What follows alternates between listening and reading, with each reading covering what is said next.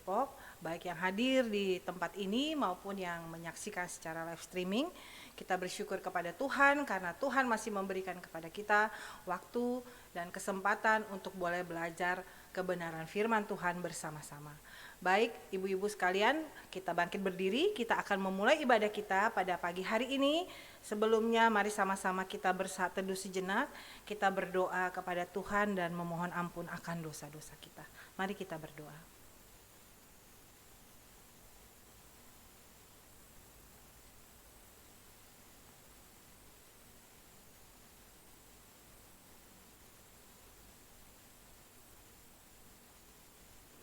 Amin.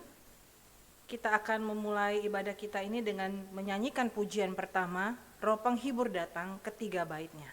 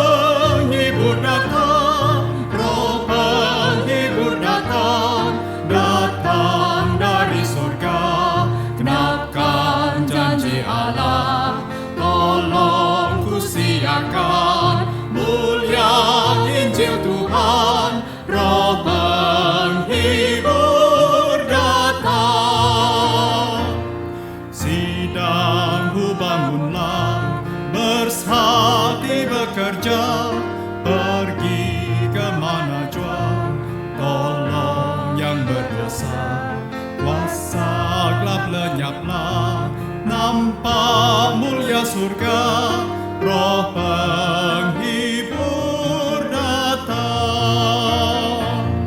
Roh Penghibur datang, Roh Penghibur datang, datang dari surga, genapkan janji Allah. Tolong ku siarkan mulia Injil Tuhan, Roh Penghibur datang. Kuasa dosa lepas, aku telah bebas.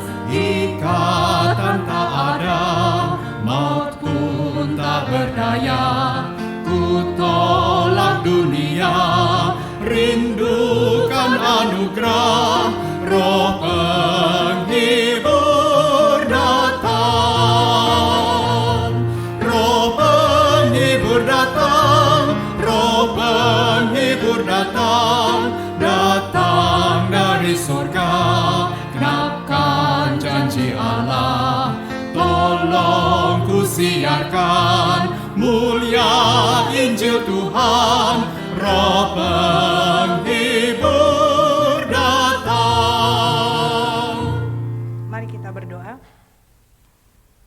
Bapa kami dalam surga, kami bersyukur akan kebaikan-Mu pada kami hari lepas hari.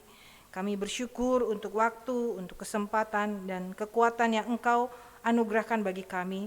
Setiap kami, terutama pada hari ini, kami boleh kembali menikmati akan berkat-Mu melalui PA Wanita dan Lansia, di mana kami akan belajar kebenaran firman-Mu.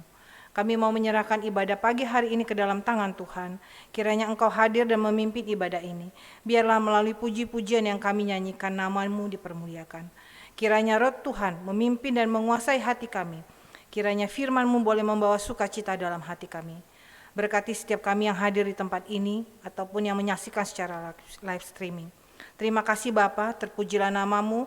Dalam nama Tuhan Yesus kami yang hidup, gembala jiwa kami sudah berdoa kepada Bapa di surga. Amin. Silakan ibu-ibu duduk kembali. Seperti biasa sebelum kita mendengarkan firman Tuhan, ada beberapa pokok doa yang akan kita naikkan. Sebelumnya mari kita menyanyikan pujian kedua, yaitu Ya Tuhan Tiap Jam, ketiga baitnya.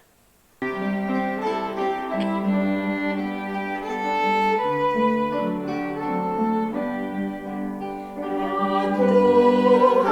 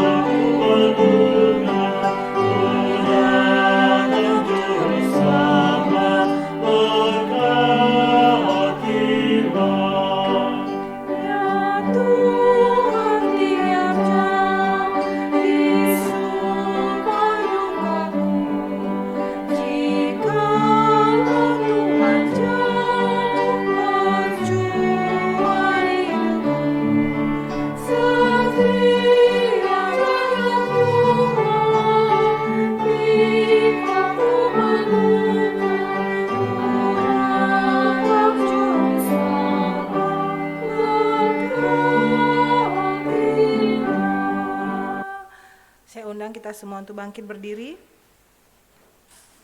Pokok doa kita yang pertama adalah mari sama-sama kita mengucap syukur akan cinta kasih Tuhan dalam hidup kita. Kita bersyukur akan karya keselamatan yang Dia anugerahkan bagi kita. Mohon akan kemurahan hati Tuhan bagi kita agar dapat berbagian dalam karya keselamatan ini. Kita bersyukur untuk keluarga kita, untuk suami, untuk istri, untuk anak-anak, untuk kesehatan, untuk pekerjaan, untuk pelayanan, dan juga untuk berkat jasmani, terlebih lagi untuk berkat rohani. Kita bersyukur akan pergumulan-pergumulan Tuhan izinkan kita boleh alami, dan kita berterima kasih akan kekuatan yang Dia anugerahkan bagi kita dalam menghadapi pergumulan tersebut. Mari kita berdoa dengan membawa pokok doa tersebut. Bapa dalam surga, kami datang kepada Tuhan bersyukur dan berterima kasih akan cinta kasih Tuhan dalam hidup kami. Kami bersyukur juga Tuhan kepadamu akan karya keselamatan yang sudah Kau anugerahkan bagi hidup kami. Kami sadar Tuhan bahwa kami memerlukan juru selamat untuk menuntun kami.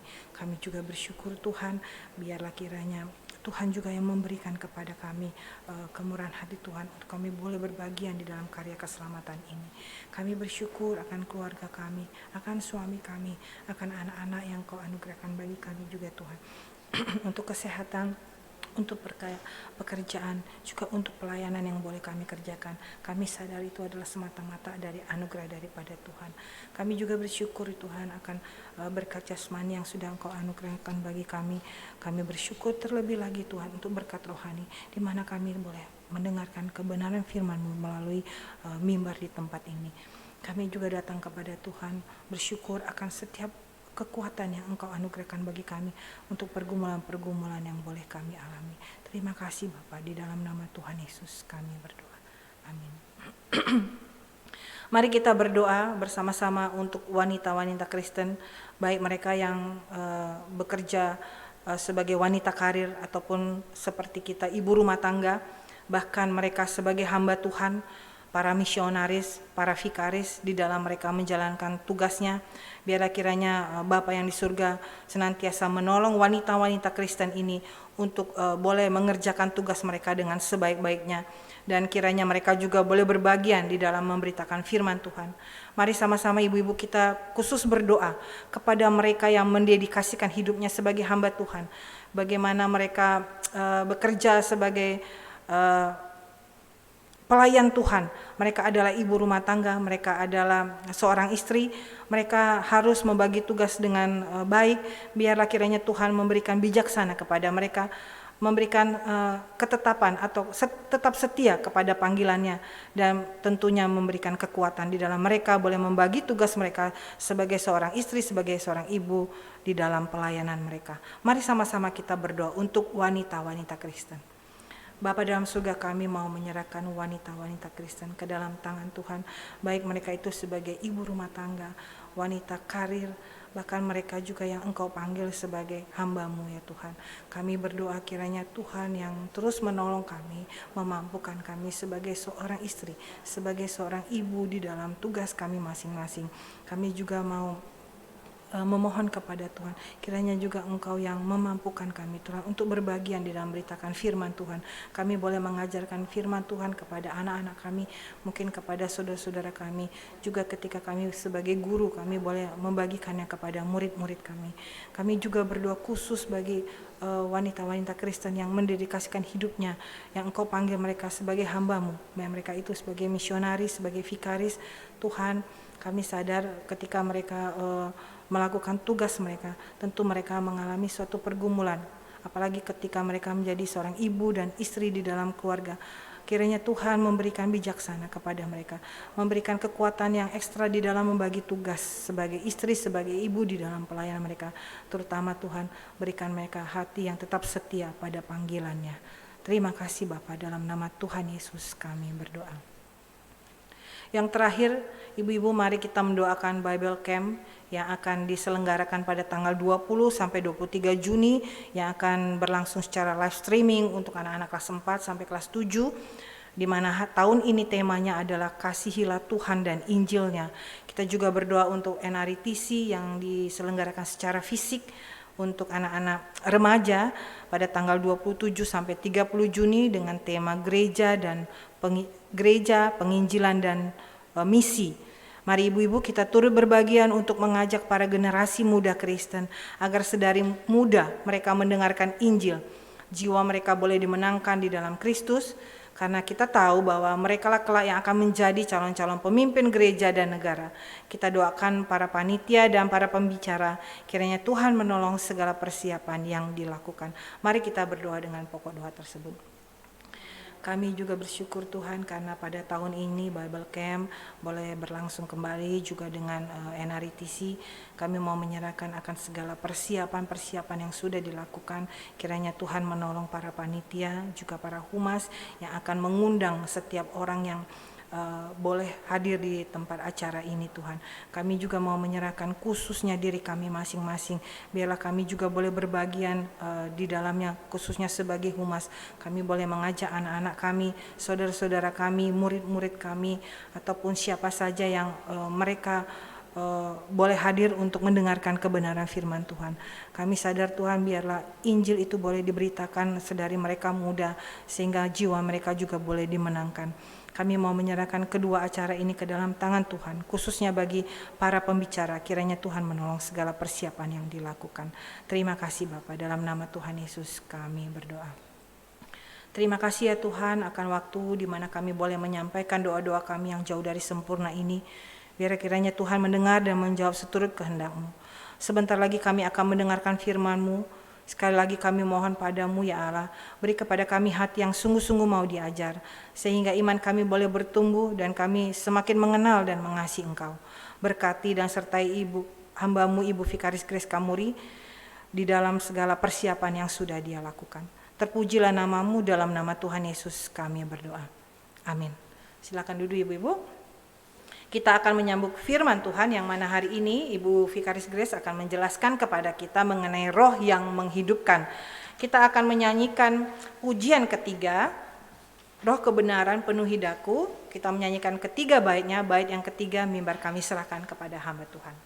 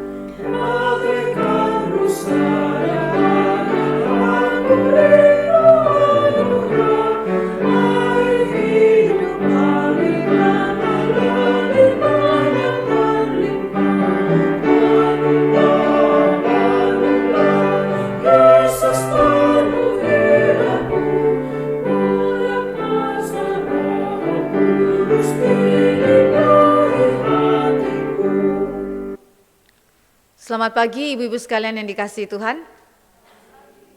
Puji Tuhan ada dari antara kita satu orang bapak lagi yang sebenarnya orang lama tetapi baru nyampe lagi di PA Wanita ya pada hari ini mengucap syukur. Kita juga bersyukur di waktu liburan ini kita boleh punya waktu bersama untuk belajar mengenai pribadi dan karya Roh Kudus. Terutama saya angkat dari kitab Yehezkiel, sebuah kitab yang sangat unik di dalam pembahasannya mengenai karya Roh Kudus, dan saya kira teks yang akan kita bahas ini adalah salah satu teks di dalam kitab Yehezkiel yang cukup terkenal.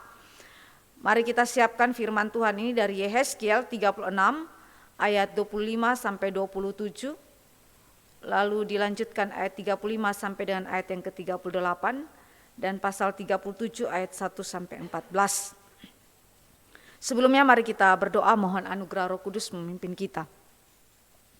Bapa kami di dalam kerajaan sorga, kami datang kepada Bapa di sorga, bersyukur untuk kasih karunia Tuhan yang besar dalam hidup kami sebagai umat kepunyaan Tuhan.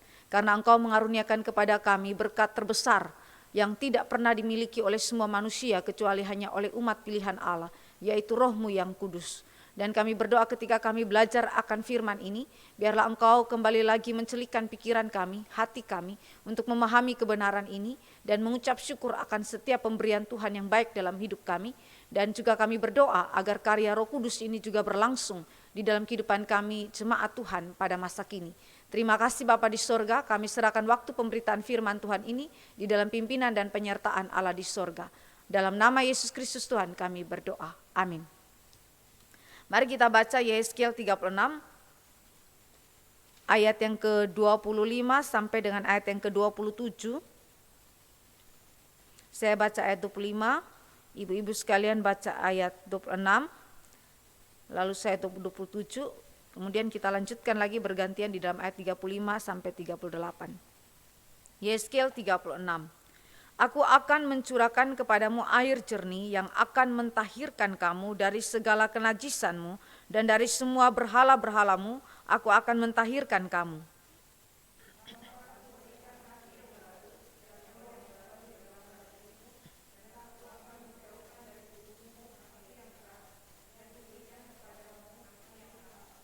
Rohku akan kuberikan diam di dalam batinmu, dan aku akan membuat kamu hidup menurut segala ketetapanku dan tetap berpegang pada peraturan-peraturanku dan melakukannya. Ayat 35 ibu-ibu.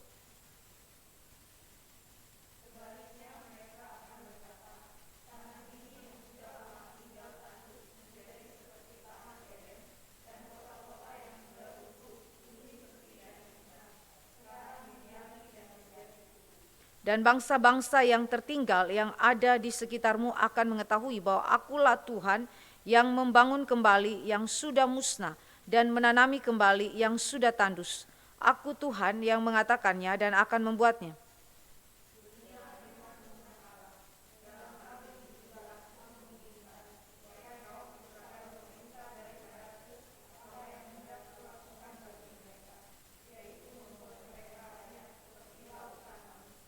Seperti domba-domba persembahan kudus dan seumpama domba-domba Yerusalem pada waktu-waktu perayaannya.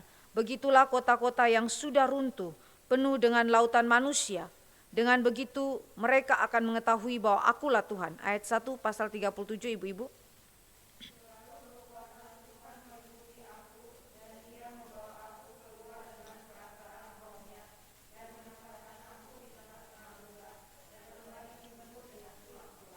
Ia membawa aku melihat tulang-tulang itu berkeliling-keliling dan sungguh amat banyak bertaburan di lembah itu. Lihat, tulang-tulang itu amat kering.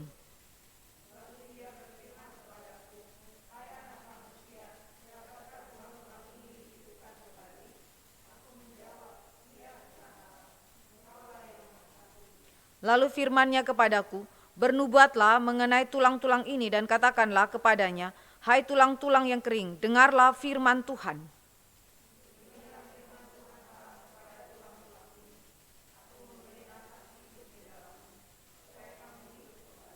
Aku akan memberi urat-urat padamu dan menumbuhkan daging padamu. Aku akan menutupi kamu dengan kulit dan memberikan kamu nafas hidup, supaya kamu hidup kembali, dan kamu akan mengetahui bahwa akulah Tuhan.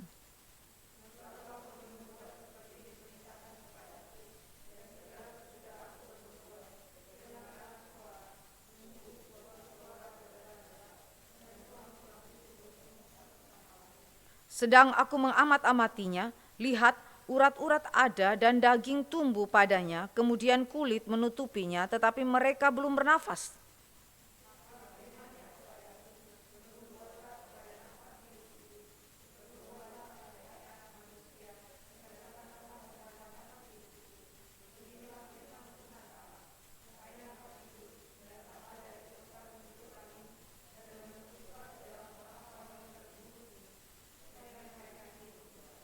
Lalu aku bernubuat seperti diperintahkannya kepadaku, dan nafas hidup itu masuk di dalam mereka, sehingga mereka hidup kembali. Mereka menjejakkan kakinya suatu tentara yang sangat besar.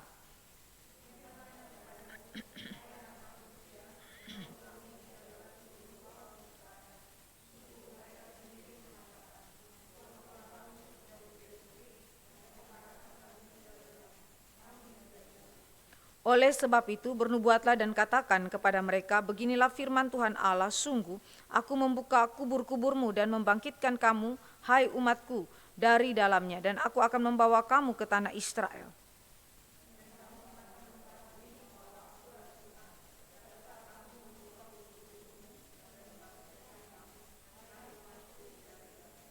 Aku akan memberikan rohku ke dalammu sehingga kamu hidup kembali, dan aku akan membiarkan kamu tinggal di tanahmu. Dan kamu akan mengetahui bahwa aku Tuhan yang mengatakannya dan membuatnya. Demikianlah firman Tuhan. Demikian pembacaan firman Tuhan, Bapak Ibu yang dikasihi oleh Tuhan Yesus Kristus. Hari ini kita akan belajar sedikit mengenai introduction pribadi Yehezkiel. Pribadi Yehezkiel. Saudara, ini adalah kitab yang ditulis oleh Yehezkiel. Dia adalah seorang nabi yang dipilih Allah dan diutus Allah kepada Israel, terutama yang ada di tanah pembuangan yaitu Babel. Kalau kita perhatikan nama Yehezkiel dalam bahasa Ibraninya Yehezkiel adalah berarti Allah menguatkan. Allah menguatkan. Jadi memang pergumulan daripada Yehezkiel menunjukkan arti daripada nama ini bahwa di dalam dia menjalankan pelayanan dia, hanya Tuhan saja yang menguatkan dia. Hanya Tuhan saja yang menguatkan dia karena begitu banyaknya kesulitan, pemberontakan yang terjadi yang kemudian dia itu hadapi di dalam pemberitaan firman. Sehingga sekali lagi Allah yang menguatkan dia dalam seluruh pelayanannya sehingga dia setia. Nah, bagaimana dengan keluarga Yehezkiel? Yehezkiel itu lahir dari keluarga imam. Ayahnya itu disebutkan namanya itu Busi ya di dalam pasal 1 ayat yang ketiga. Tetapi kita tidak jelas apakah Yehezkiel ini melayani di bait suci sebagai seorang imam atau tidak, karena kita tidak mendapatkan keterangan lebih lanjut mengenai pelayanan dia di bait suci, tetapi dia lahir dari keluarga imam. Nah, Yehezkiel karena dia lahir di dalam keluarga imam, dia dididik untuk menaati aturan-aturan hukum bait suci dan bagaimana memberi korban atau tata ibadah sesuai dengan hukum Taurat. Jadi ini adalah seorang yang kenal betul tentang tata upacara peribadatan di bait suci. Dan kalau saudara memperhatikan bagaimana dia melihat Allah yang maha suci itu di bait suci, itu adalah sebuah penglihatan yang sangat agung, yang sangat mulia. Dan bahkan dia melihat pribadi Kristus, prainkarnasi. Ya, kalau kita memperhatikan di dalam pasal yang sebelumnya, pasal 1 sampai pasal yang kedua. Nah, Yehezkiel ini adalah seorang yang memiliki pendidikan yang berorientasi internasional, itu terlihat di dalam kemampuan sastranya. Jadi kalau kita baca sastra daripada kitab Yehezkiel itu begitu unik sekali, tetapi kita tidak bahas di sini. Intinya bahwa di dalam cara dia menulis, terimplikasi bahwa dia adalah seorang yang berpendidikan tinggi dan berorientasi internasional. Nah, dia di dalam keterangan pasal 24 ayat 15 sampai ayat yang ke-18 sudah menikah ya. Dan dia punya rumah sendiri, itu di dalam pasal 3 ayat 24 dan 8 ayat 1. Di dalam koloni Yehuda yang ditempatkan di Tel Abib di tepi sungai Kebar, yaitu sebuah kanal di Efrat, di selatan Babel dan di utara Nippur. Jadi posisi dia ada di mana? Di tanah Babel. Ya. Di mana tempatnya? Ya, di tepi sungai Kebar. Ya. Nah, istri Yehezkiel ini adalah seorang yang meninggal secara tiba-tiba seperti kena tulah. Tetapi ini adalah tindakan simbolis yang Allah kehendaki. Dia mati secara tiba-tiba bukan karena dia sedang melakukan dosa, tetapi karena Allah dengan tindakan itu Allah ingin menunjukkan bahwa Israel pasti jatuh ke tangan Nebukadnezar dan Israel pasti kemudian takluk di bawah kerajaan Babel. Kita berbicara mengenai kejatuhan Israel Selatan, Yehuda ke tangan Babel. Ya.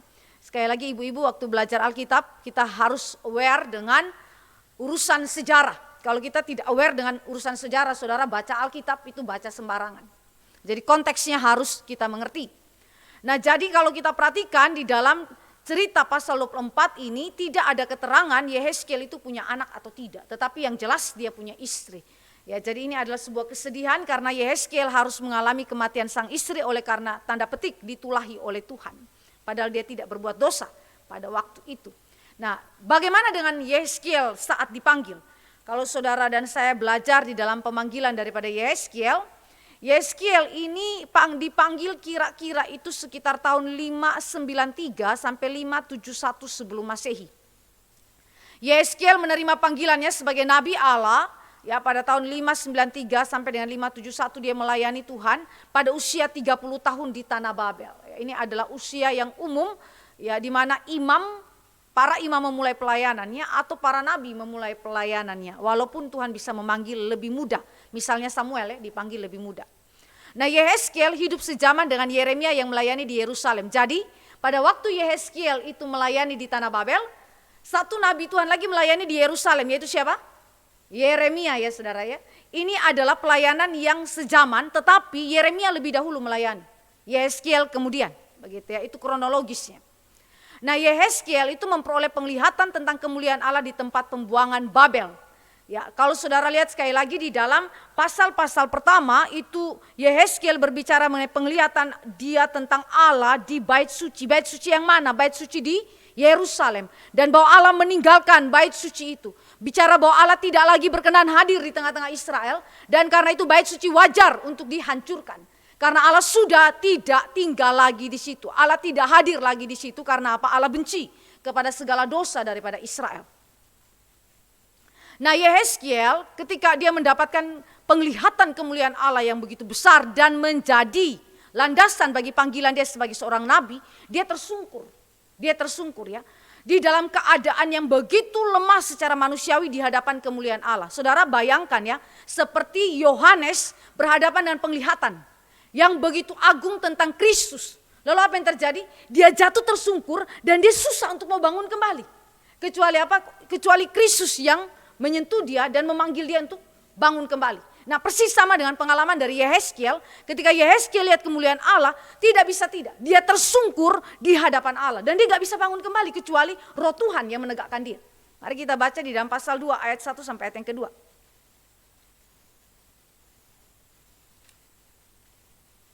Firman-Nya kepadaku, hai anak manusia, bangunlah dan berdiri karena aku hendak berbicara dengan engkau.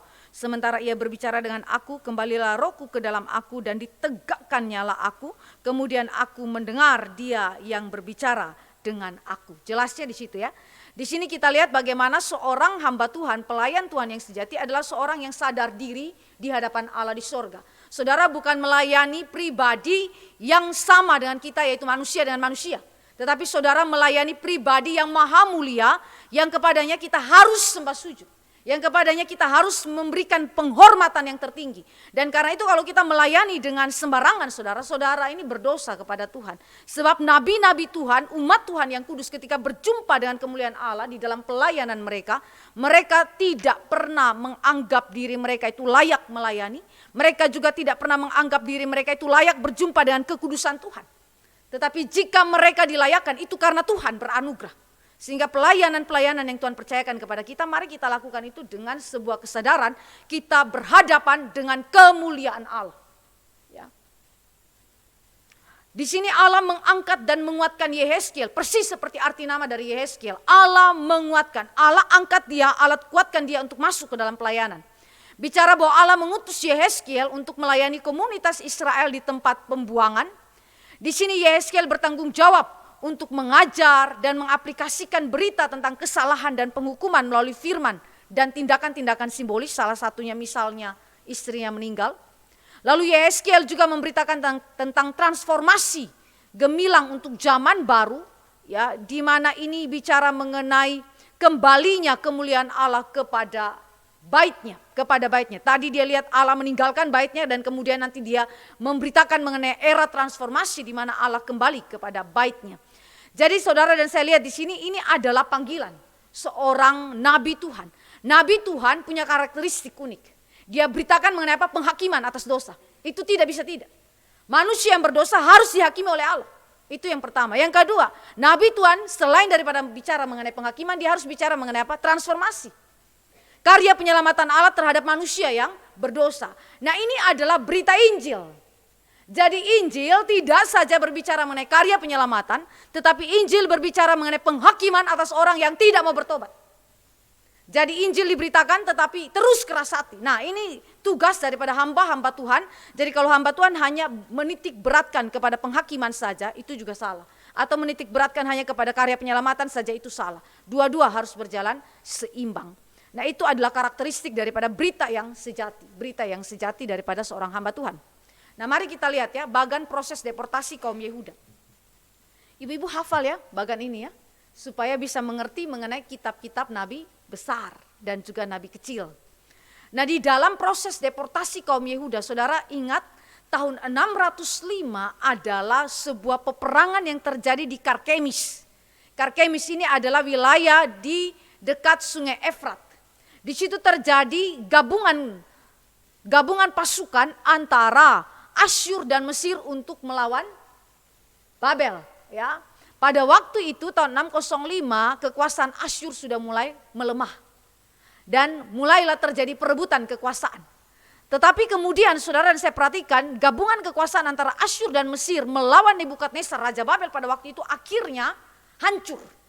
Dan siapa yang menang?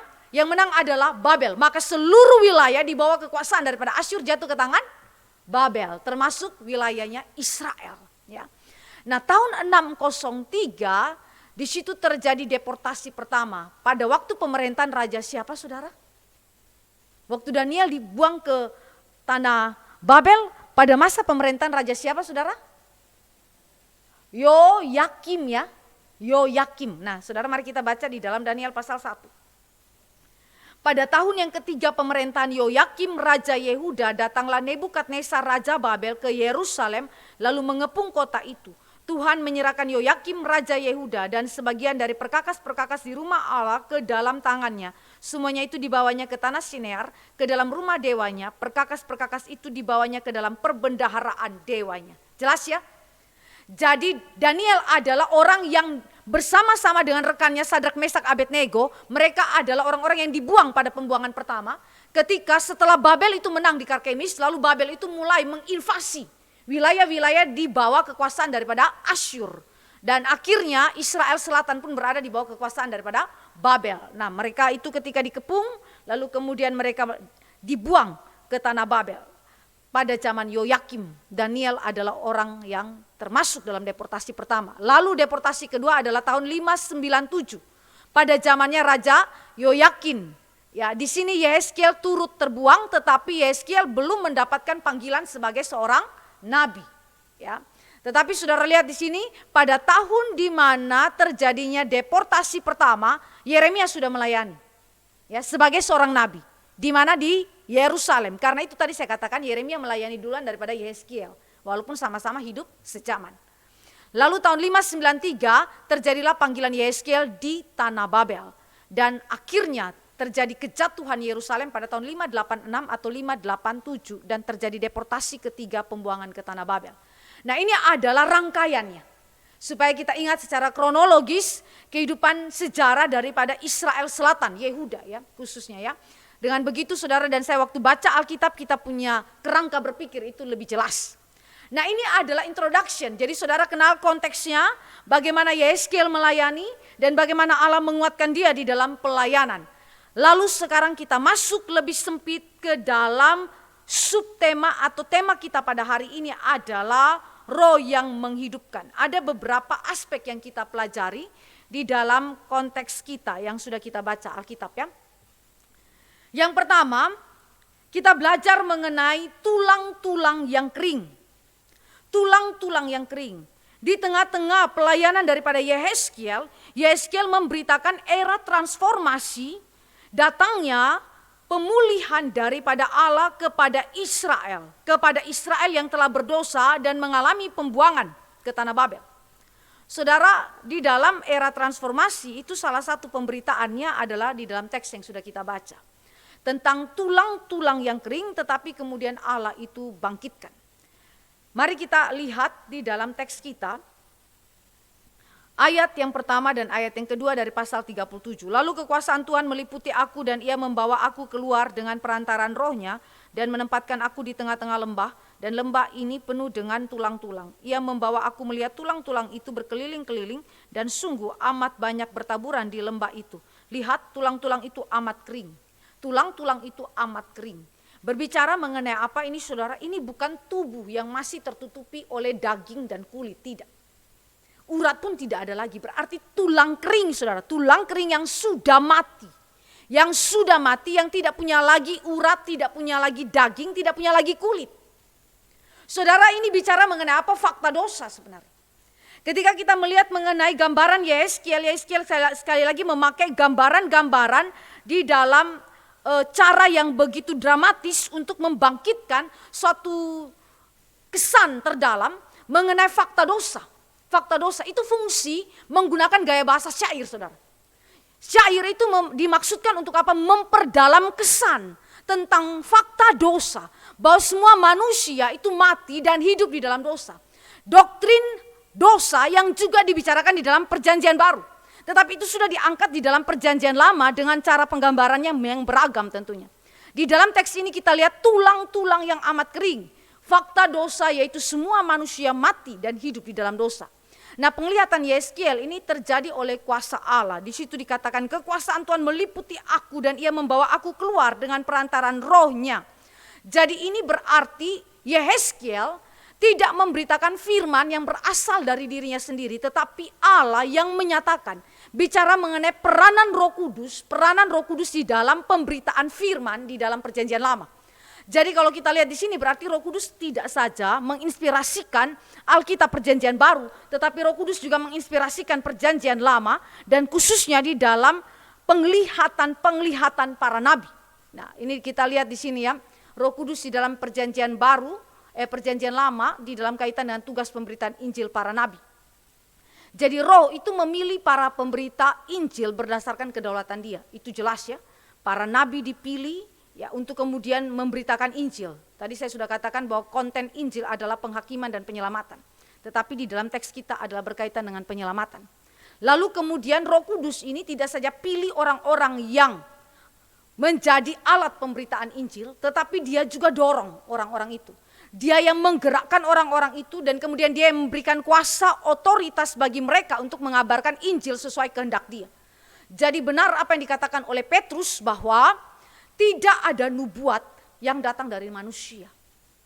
Tidak ada nubuat yang datang dari manusia. Dan tidak ada satu nubuat yang ditafsirkan menurut keinginan manusia. Tetapi semuanya dihasilkan oleh dorongan Roh Kudus, oleh karya Roh Kudus, saudara. Jadi itu dijelaskan dengan clear bahwa setiap apa yang Roh ingin untuk Yeskiel itu sampaikan, Dia akan kerjakan.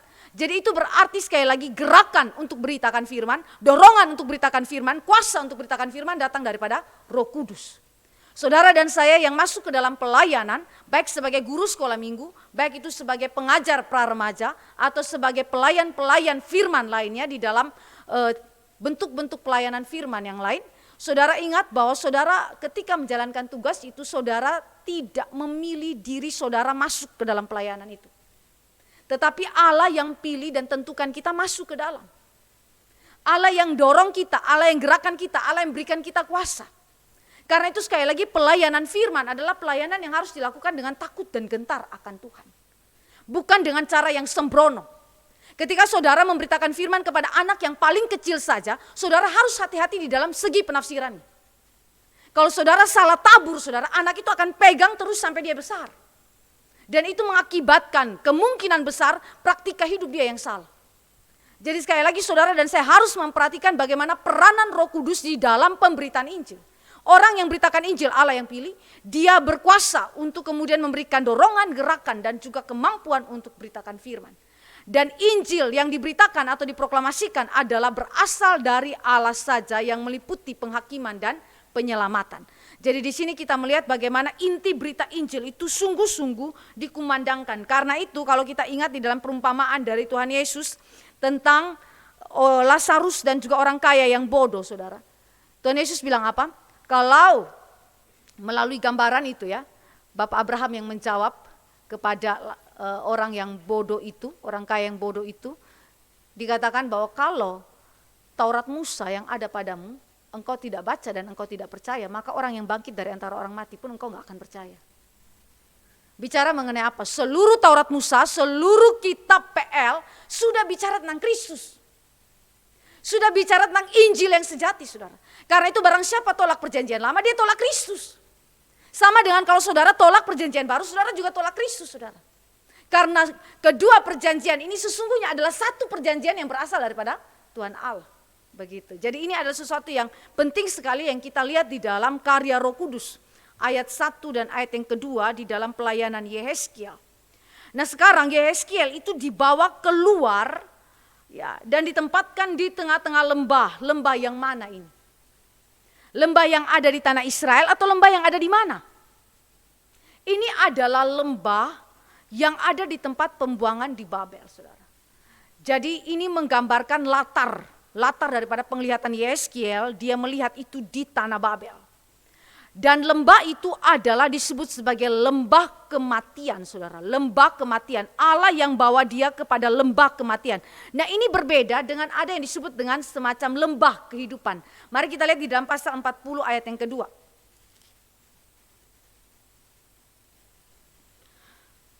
Pasal 40 ayat yang kedua, dalam penglihatan-penglihatan ilahi ke tanah Israel dan menempatkan aku di atas sebuah gunung yang tinggi sekali. Di atas itu di hadapanku ada yang menyerupai bentuk kota. Di sanalah aku dibawanya dan lihat ada seorang yang kelihatan seperti tembaga. Dan di tangannya ada tali lenan beserta tongkat pengukur. Dan ia berdiri di pintu gerbang itu dan dia berbicara mengenai bagaimana Allah itu kemudian kembali dan melakukan perkenanannya kepada umat Allah yang sudah dibuangnya karena dosa. Jadi ini saudara lihat dia ditempatkan di gunung lalu dia lihat ke arah lembah. Itu beda ya, itu adalah sebuah penglihatan mengenai lembah yang hidup. Tetapi ini adalah sebuah penglihatan tentang lembah kematian. Tulang-tulang itu amat kering. Lembah kematian, di sana ada banyak orang, ini disebut sebagai tentara-tentara yang mati, saudara. Tentara-tentara yang mati, yang tinggal tulangnya saja. Saudara, ini bicara mengenai situasi akibat perang. Akibat perang, yakni kematian karena penghukuman Allah yang ultimat bagi Israel yang telah berdosa kepadanya. Mari kita bandingkan dengan Yeskiel 6. Jadi ini adalah sebuah penglihatan yang memiliki hubungan dengan teks sebelumnya, yaitu pasal 6. Nubuat melawan gunung-gunung Israel. Di situ bicara mengenai perlawanan Allah kepada umatnya. Lalu di dalam ayat yang ketiga saya bacakan, katakanlah hai gunung-gunung Israel, dengarkanlah firman Tuhan Allah. Beginilah firman Tuhan Allah kepada gunung-gunung dan bukit-bukit, kepada alur-alur sungai dan lembah-lembah. Sungguh aku akan mendatangkan perang atasmu dan aku akan membinasakan bukit-bukit pengorbananmu. Mesbah-mesbahmu akan menjadi sunyi sepi dan pedupaan-pedupaanmu akan dirusak. Dan aku akan merebahkan orang-orangmu yang terbunuh di hadapan berhala-berhalamu. Dan seterusnya. Ada mayat-mayat dan lain-lain. Jadi ini adalah bicara mengenai konteks peperangan yang tentu mengacu kepada serbuan daripada Babel ke tanah Yerusalem dan bagaimana penghancuran Babel atas Yerusalem. Ada kematian di sana. Kalau ada yang lolos itu dibawa ke tanah pembuangan. Tetapi semuanya dimatikan. Mau ibu, anak, ibu yang mengandung semuanya dibunuh mati. Kelaparan, semuanya hancur habis saudara. Pengepungan itu terjadi sampai sekian lama dan akhirnya terjadilah kelaparan di dalam tempat tersebut, kota Yerusalem yang dikepung. Jadi kalau saudara lihat di sini berarti ini adalah sebuah penglihatan yang menunjuk kepada apa yang terjadi di tanah Yerusalem. Bagaimana kehidupan mereka hancur oleh karena Tuhan menghukum mereka. Tetapi saudara, sekali lagi, tadi saya katakan, ini adalah gambaran daripada fakta dosa, bahwa manusia telah mati dan sekaligus hidup di dalam dosa. Mari kita mulai lihat tentang doktrin yang ada di balik tulang-tulang yang kering itu. Siapa yang dimaksudkan dengan tulang-tulang yang amat kering? Dalam ayat 11 Allah memberikan penjelasan terhadap penglihatan itu. Firman-Nya kepadaku, hai anak manusia, tulang-tulang ini adalah seluruh kaum Israel. Sungguh mereka sendiri mengatakan tulang-tulang kami sudah menjadi kering dan pengharapan kami sudah lenyap, kami sudah hilang. Israel berkata demikian, berarti Israel hidup toh. Tetapi di saat yang sama mereka hidup dan mereka sadar mereka ada dalam dosa. Mereka mengatakan bahwa tulang-tulang kami kering, sudah hilang pengharapan kami. Lenyaplah sudah pengharapan kami sudah hilang. Bicara mengenai aspek dosa yang amat dalam, kehancuran dan akibat dosa terhadap kehidupan daripada orang Israel. Seluruh kaum Israel mati sekaligus hidup di dalam dosa. Nah saudara, kalau kita perhatikan ini sebenarnya dengan kata lain kalau saya pakai istilah doktrin ya, kita gabungkan antara biblikal dan juga doktrinal saudara, itu total inability begitu. Total inability. Berbicara mengenai keadaan manusia yang mengalami kehilangan. mengalami kehilangan di hadapan Allah secara rohani, yang otomatis itu akan terekspresi di dalam kebertubuhan dia yang berdosa kepada Tuhan. Kalau kita lihat di dalam arti total inability yang dikatakan oleh pengakuan iman Westminster, itu dikatakan manusia karena kejatuhannya ke dalam dosa telah sepenuhnya kehilangan semua kemampuan kehendak untuk kebaikan rohani apapun yang menyertai keselamatan. Jadi manusia-manusia Israel yang digambarkan dengan tulang-tulang kering ini, mereka adalah sepenuhnya kehilangan kemampuan kehendak untuk kebaikan yang rohani, yang menyelamatkan, yang Allah itu kehendaki. Ini yang disebut dengan tulang-tulang kami menjadi amat kering. Saudara, fakta dosa, saudara dan saya adalah orang-orang yang seperti orang Israel. Kita adalah tulang-tulang kering di hadapan Tuhan. Allah tidak melihat kita sebagai pribadi-pribadi yang hidup, saudara. Tetapi Allah melihat kita sebagai tulang-tulang yang kering, bahkan urat, daging, dan kulit pun tidak menutupi kita. Semuanya adalah kematian mayat-mayat di hadapan Tuhan. Saudara, tulang kering mana bisa bergerak, saudara? Tulang kering mana bisa dia bisa kemudian melakukan aktivitas? Tidak bisa, saudara. Gambaran ini kemudian dikutip di dalam kitab Efesus, yang mengatakan bahwa manusia telah mati di dalam dosa dan hidup di dalam pelanggaran-pelanggaran, saudara. Saudara, sekali lagi ini menggambarkan keberadaan kita tentunya sebagai manusia. Nah, Bavinck itu bilang begini, Herman Bavinck dia bilang begini, manusia yang jatuh di dalam dosa tidak berubah menjadi setan yang tidak bisa ditebus. Hanya satu-satunya makhluk ciptaan Allah yang tidak ditebus adalah setan dan segala antek-anteknya yang jatuh di dalam dosa. Tetapi yang ditebus adalah mereka yang adalah umat pilihan Allah, orang-orang yang adalah keturunan rohani daripada Abraham, kata Alkitab. Nah, di dalam kalimat daripada Bavinck selanjutnya, saudara, dikatakan bahwa kita memang tidak berubah menjadi setan, tetapi kita adalah tetap gambar Allah, yang mana secara real, secara substansial kita adalah manusia, kita masih punya kapasitas, pikiran, perasaan, kehendak, tetapi sayang sekali kita punya disposisi, kita punya natur telah dicemari oleh dosa. Arah kita sudah berubah, saudara. Berubah sebegitu rupanya sehingga kita tidak lagi dapat melakukan kehendak Allah, melainkan memuaskan hasrat kedagingan kita yang adalah dosa semata-mata. Nah, ini adalah sesuatu yang sekali lagi digambarkan oleh kitab Yehezkiel bahwa kita adalah manusia berdosa. Kita tulang-tulang yang kering, kita tidak bisa hidup dari diri kita sendiri. Saudara, ketika kita lihat total inability di dalam konteks ini, berarti kita jangan berpikir bahwa manusia itu telah mencapai derajat maksimal dari kejahatan dia. Belum ya. Saudara dan saya belum mencapai derajat maksimal dari kejahatan kita. Contoh, anak kecil punya dosa tertentu, tetapi ketika dia remaja akan ada perkembangan dosa yang lebih jahat lagi daripada waktu dia masih kecil. Ketika dia menjadi orang yang sudah dewasa dan masuk dalam pernikahan, maka ada lagi perkembangan dosa yang lain yang jauh lebih jahat daripada masa remaja dia dan masa kanak-kanak dia. Berarti itu yang disebut dengan perkembangan derajat dosa. Tetapi kita belum sampai kepada titik maksimal dosa, derajat dosa itu. Kapan kita mencapai titik maksimal derajat dosa itu? Pada saat kapan, saudara? Pada saat saudara mati dan masuk ke neraka. Pada saat itulah saudara mencapai titik maksimal daripada derajat dosa kita. Tetapi selama waktu ada di dunia ini, kita tidak atau belum mencapai derajat maksimal di dalam dosa-dosa kita. Sehingga dosa kita masih terus berkembang. Masih terus terjadi improvisasi dosa. Ya enggak sih? Yang saya seringkali contohkan urusan seks saja, saudara. Saya ambil yang paling ekstrim, saudara. Kalau dulu, saudara, Alkitab itu sampai sudah larang urusan kita itu berhubungan seks dengan binatang. Hari ini saudara, tanpa dengan objek di depan kita bisa pakai hubungan seks secara virtual, saudara.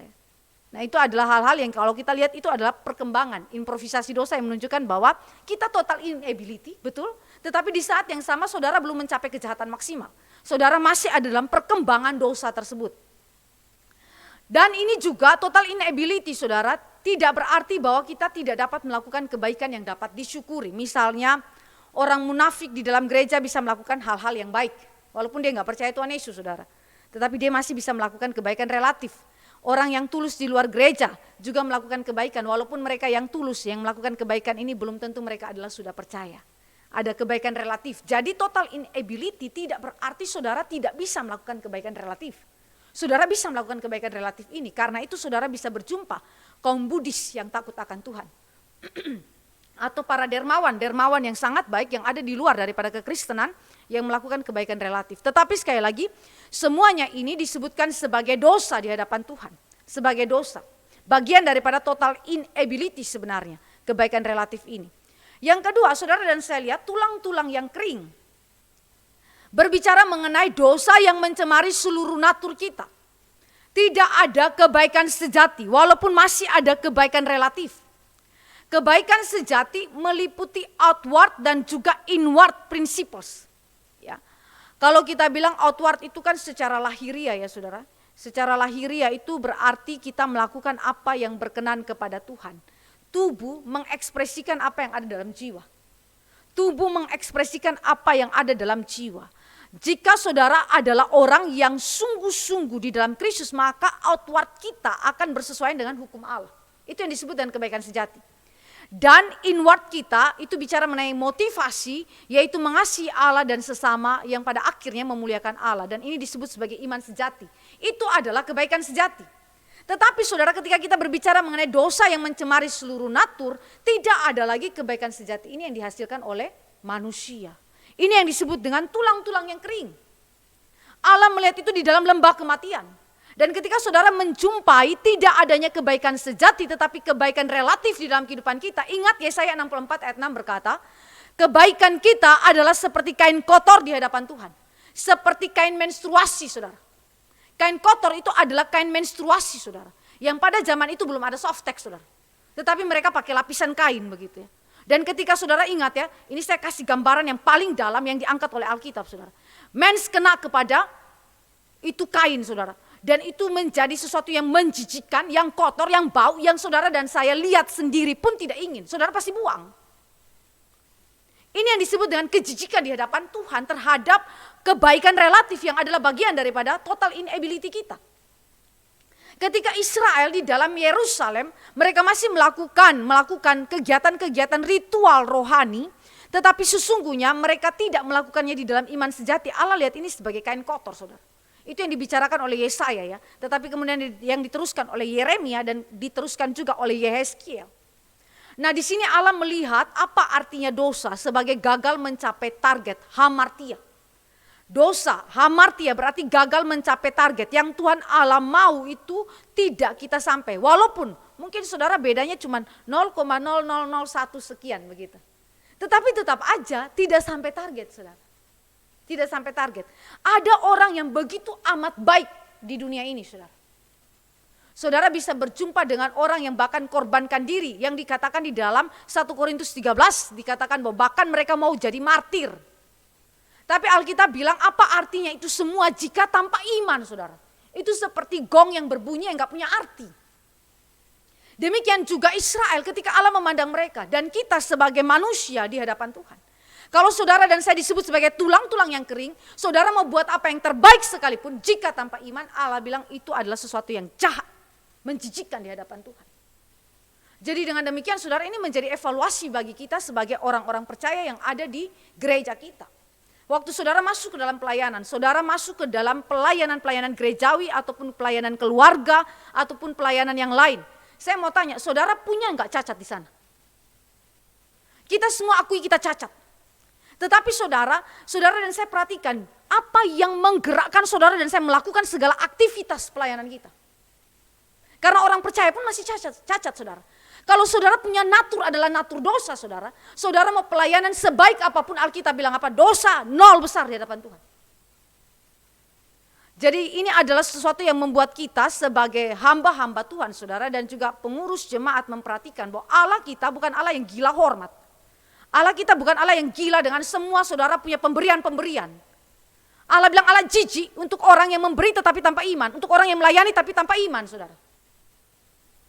Jadi ini adalah sesuatu yang Allah bilang tulang-tulang yang kering, gak ada arti apa-apa di hadapan Tuhan.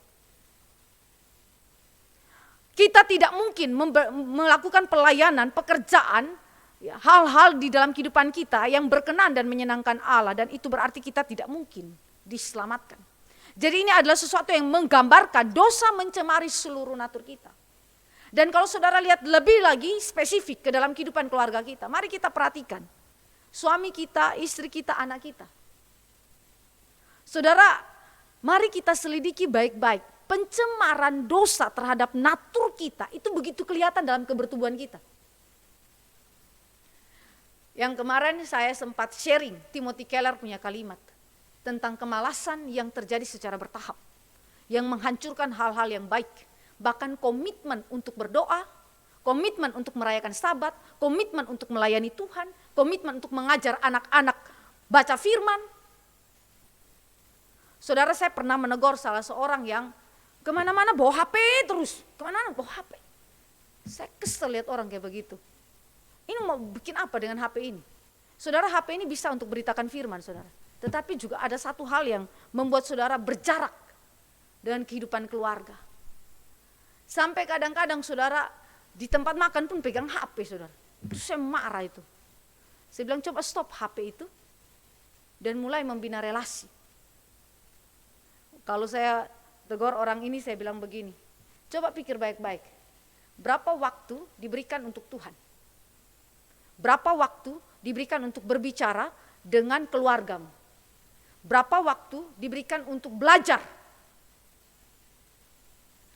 Saudara, kalau waktu kita lebih banyak dengan HP, saudara, HP jadi berhala bagi kita. Itu yang disebut dengan dosa mencemari seluruh natur, saudara. Itu terlihat terpampang di depan mata kita dengan jelas begitu. Kadang-kadang kita harus hati-hati, ibu-ibu pun suka dengan HP, saudara. Kemana-mana HP, terus masak HP ini HP. Kalau dengar firman, saudara, nggak ada masalah, saudara. Tapi kalau nggak dengar firman, saudara, bisa nonton hal-hal yang lain, berbahaya, saudara. Saudara, ini adalah sesuatu yang mengerikan sekali, tetapi saudara, itu adalah pencemaran, bukti-bukti konkret daripada pencemaran dosa di dalam natur kita. Kita sudah tidak lagi melakukan apa yang baik yang berkenan kepada Tuhan. Ketiga, manusia mati di dalam dosa. Di dalam Alkitab Efesus, kita bandingkan dengan Efesus 2 ayat 1 sampai ayat yang kedua. Saudara, sekali lagi, ide yang ada di dalam PL adalah ide yang juga diungkapkan di dalam PB. Jadi PB itu bukan produk baru, saudara. Walaupun ada perbedaannya, yaitu penggenapan firman di dalam PL.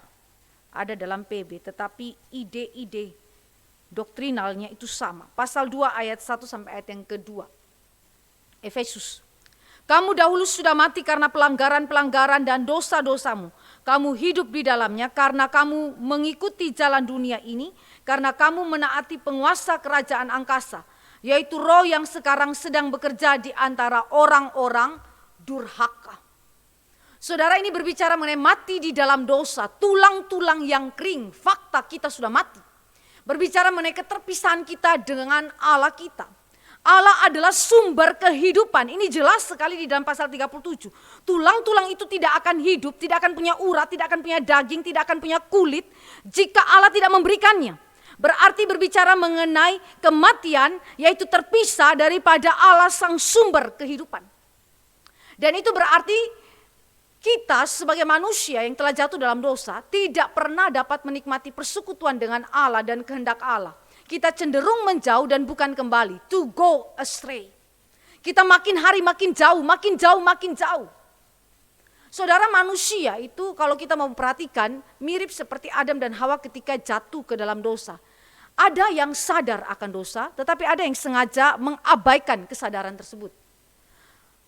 Ketika kita sadar akan dosa, kecenderungan yang ada adalah kita takut. Dan kita bersembunyi, kita tidak mau mengakui itu seperti Adam dan Hawa lakukan. Lalu ada rasa malu di mana kita mencoba untuk menutupi dosa itu, bukan mengakui dan meminta pengampunan dosa, tetapi kemudian kita itu menutupinya. Dan ada rasa bersalah, tuduhan di dalam jiwa kita yang kita tidak dapat abaikan, lalu kita pakai dengan cara cari kambing hitam. Seperti Adam lakukan, itu gara-gara perempuan yang engkau tempatkan di sisiku. Dan pada akhirnya dia salahkan, Tuhan engkau yang tempatkan perempuan itu di sisiku.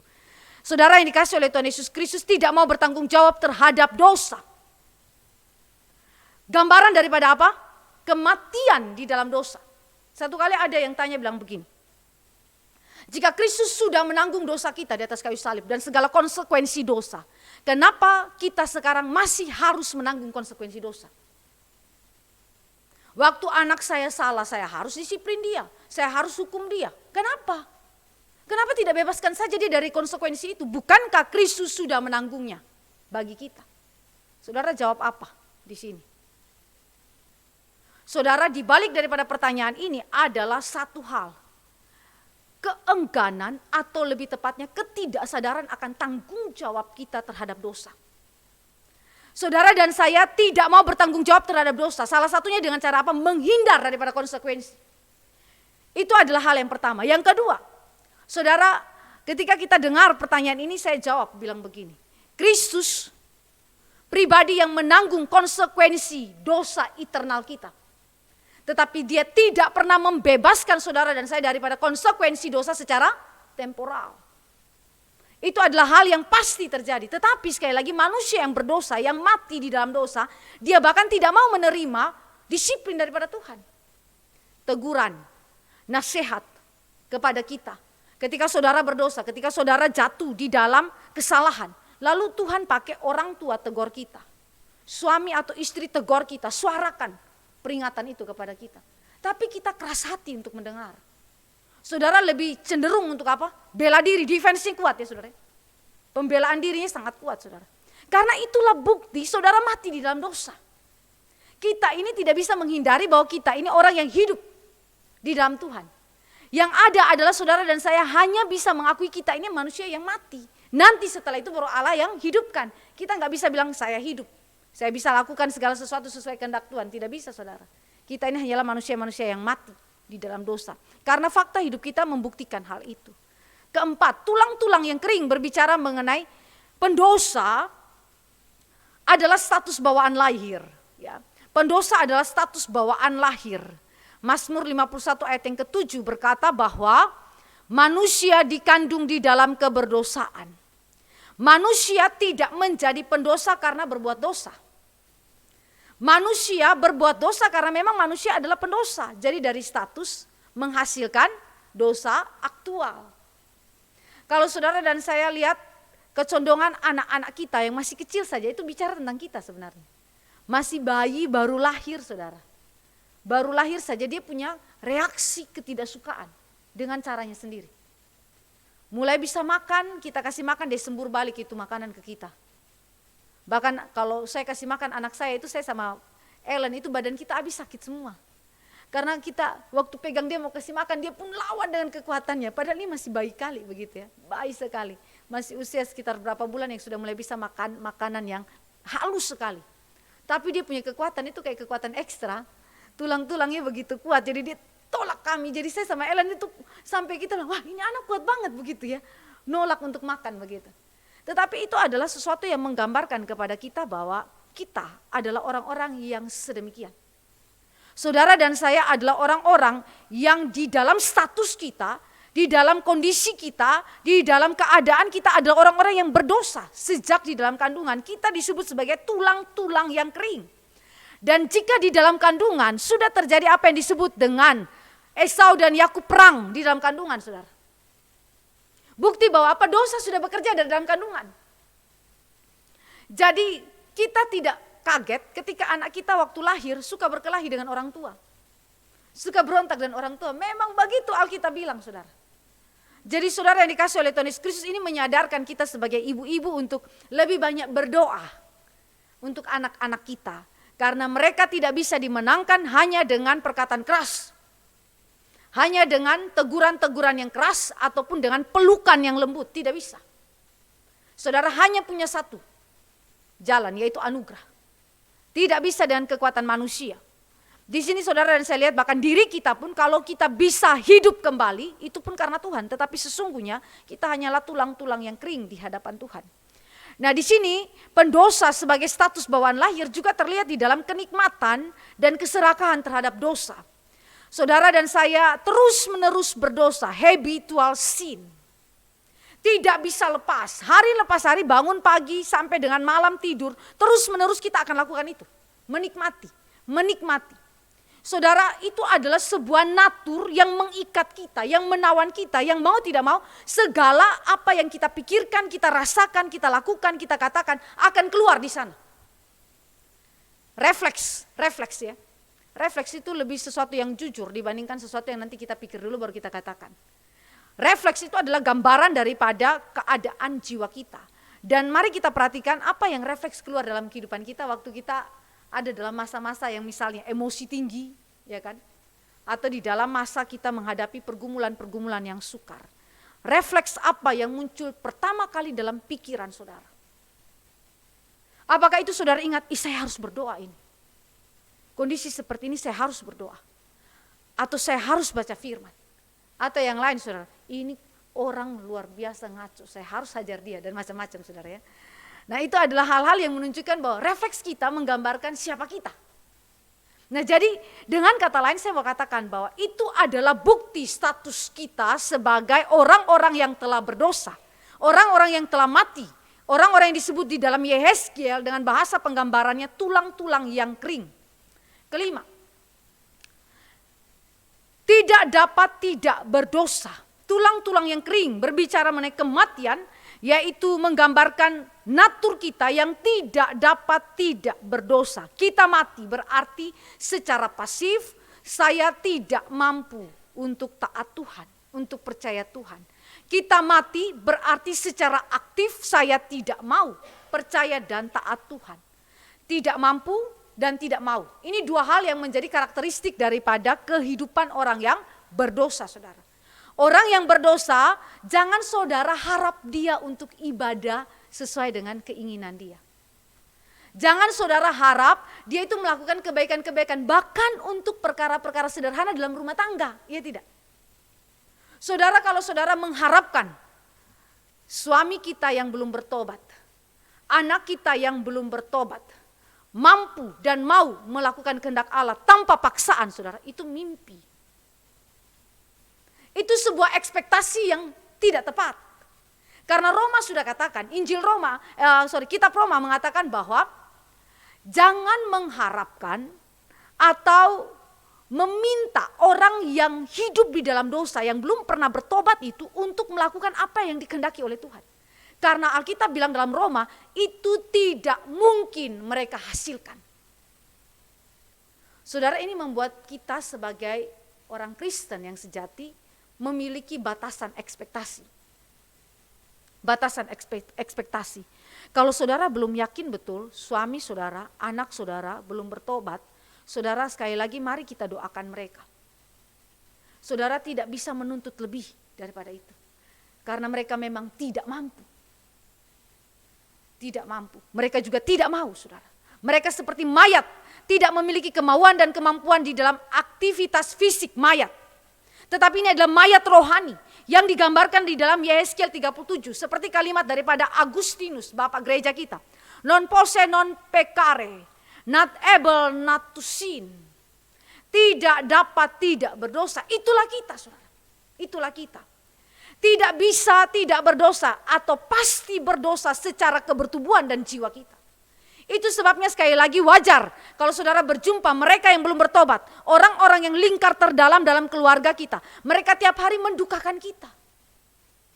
Perkara yang paling sederhana pun mereka gak bisa lakukan, saudara. Mendukakan kita, apalagi mendukakan Tuhan, saudara. Itu fakta hidup yang saudara harus terima sebagai orang Kristen yang berelasi dengan mereka yang belum percaya.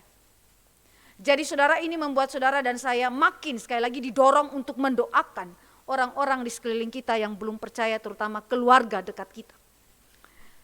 Kesimpulan kita, total inability atau kita sebut sebagai kerusakan total, merujuk pada pencemaran seluruh natur manusia sehingga ada 3 karakteristik. Manusia layak dimurkai, bukan diselamatkan. Sebab yang kedua, tidak ada kebaikan sejati di dalam dirinya. Tidak mungkin percaya, tidak mungkin taat karena mereka memang tidak mampu dan tidak mau.